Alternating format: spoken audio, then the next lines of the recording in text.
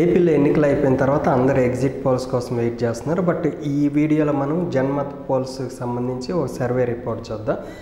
But వీళ్ళు ఏంటంటే project చేసింది ఇంతకుముందు తెలంగాణలో కూడా రీసెంట్గా జరిగినాయి కదా, ఆ ఎలక్షన్స్లో కూడా మేము చెప్పిందే కరెక్ట్ అయింది. ఇప్పుడు ఏపీలో కూడా మేము చెప్పేదే కరెక్ట్ అవ్వచ్చుద్ది అయ్యిద్ది అనేది వాళ్ళు మెన్షన్ చేశారు.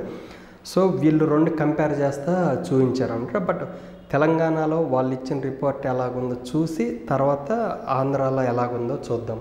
అయితే తెలంగాణలో వచ్చేసరికి కాంగ్రెస్కి 61 నుండి 63, బీఆర్ఎస్కి 45 నుండి 47, బీజేపీకి 4 నుండి 5, ఎంఐఎం 6 నుండి 7, అదర్స్ 0 నుండి 2 అనమాట.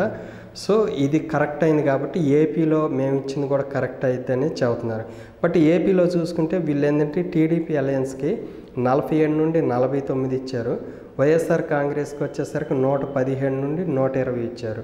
అయితే దీని ప్రకారం చూసుకుంటే అది జన్మత్ పోల్స్ ప్రకారం చూసుకుంటే మళ్ళీ వైఎస్ఆర్సీపీ 117 నుండి 120 సీట్లతో అధికారంలోకి వచ్చిద్దని, కూటమి 48 నుండి 49 సీట్లతో ప్రతిపక్షంలో ఉండిద్ది అనేది ఇచ్చారు. బట్ ఈ సర్వే రిపోర్టు ఎంతవరకు అక్యురేట్గా ఉండిద్ది అనేది చూడాలి.